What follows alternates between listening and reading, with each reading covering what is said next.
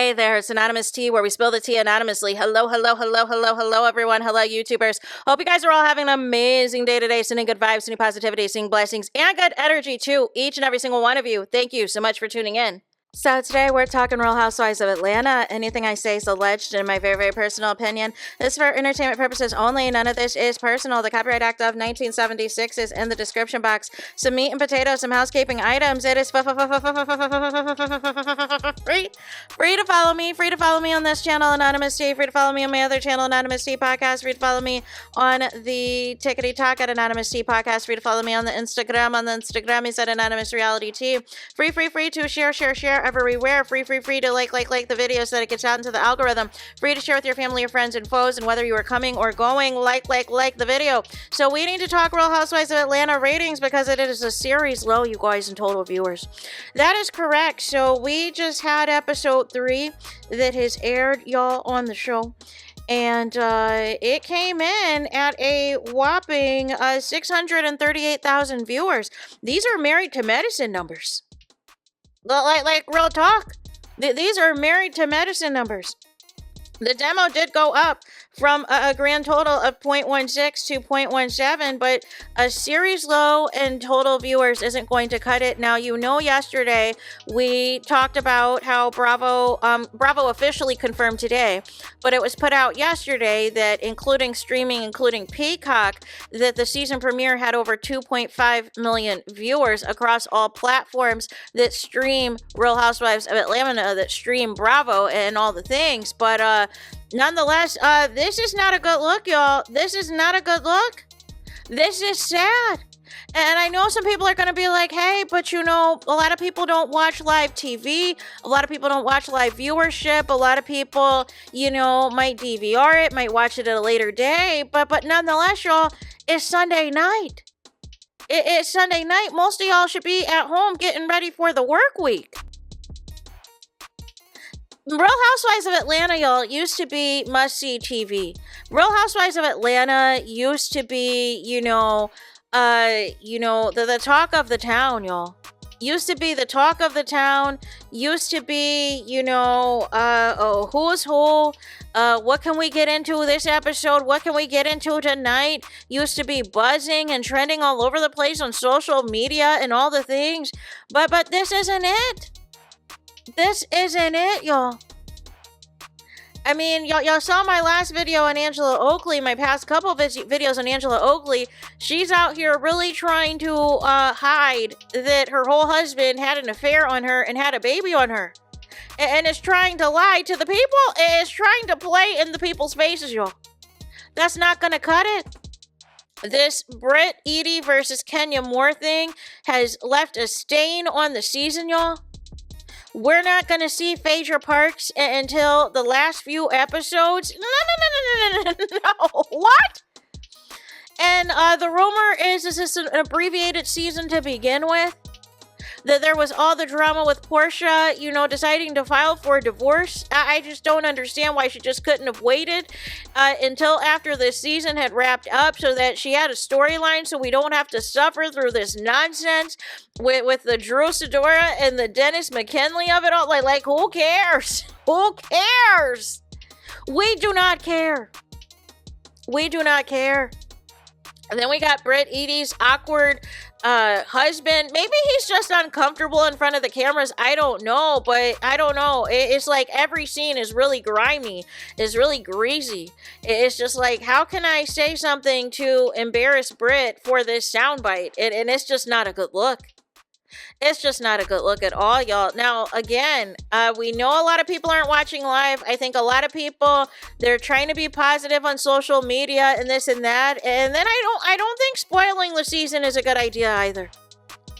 I do not think attempting to spoil the season is a good thing either, like leaking in advance that Portia and Shamia aren't on good terms. Listen, we're not blind. We can see. We can see on the internet that they're not on good terms, but y'all didn't need to tell us.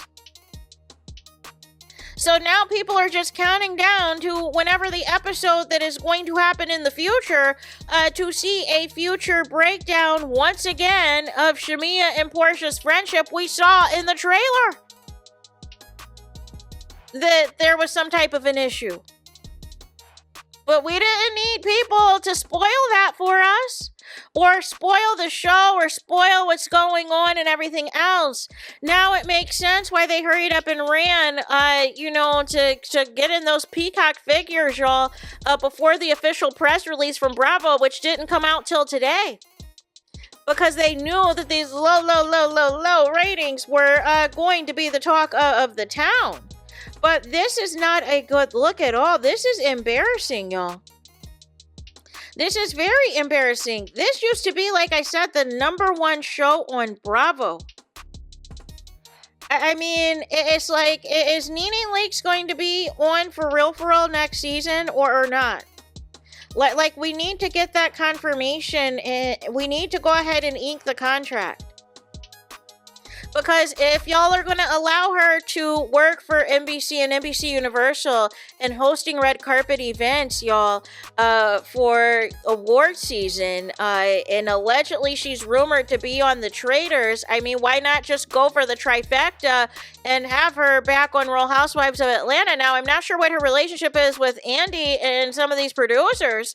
That's a whole nother topic and a whole nother conversation, but, it's clear that whatever they're doing is not attracting live viewers. And like I said, trying to go for a younger demographic always makes zero sense to me. It always does, because it's like your core demographic is, middle-aged and older. Like, what are we doing? What are we doing out here? But you try to advertise to demographics of people who could care less, who are not going to tune in for the live show. Now, they'll react on social media for sure if there's a viral clip about something. And to Team Twirl, it's no shade as well, but to Team Twirl, y'all, the ratings have been declining. They have been declining before all of this, Brit versus Kenya of it all. So this isn't it. It is a steady decline. Like I said, if y'all were going to do a full revamp, y'all should have did a full revamp.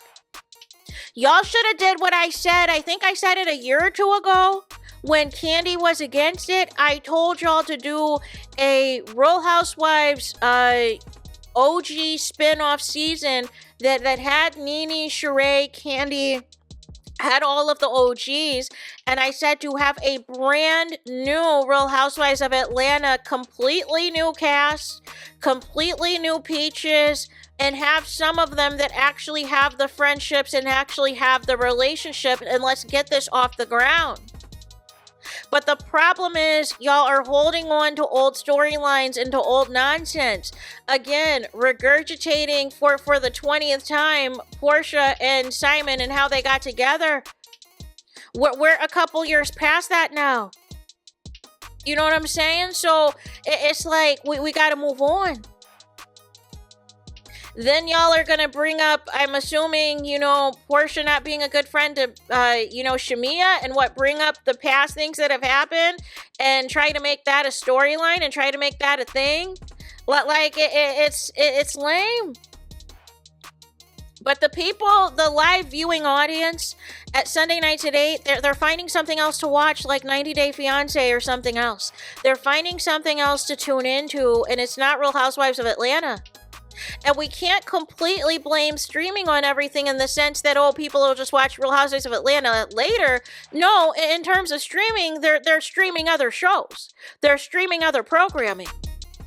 They're watching something else that is not this. Maybe all y'all were tuning in to Shonda Rhimes' new show on Netflix, The Residents. Maybe that's what y'all were watching. But y'all weren't watching the live show of Real Housewives of Atlanta, and that is why it is a series low in total viewers, you guys. Make it make sense. This is embarrassing. This is very embarrassing. Even Married to Medicine, as much as we drag them, y'all, they had 1,000 more viewers. 1,000 more viewers. Real Housewives of Atlanta had 638,000 viewers. Married to Medicine had 6,000 639,000 views, you guys. Make it make sense. So there is that. Let me know your thoughts in the comments. Please do not forget to like, comment, and subscribe. Hit the notification bell so you're notified the moment I post new content on my channel. And with that being said, I'll talk to you guys again very soon.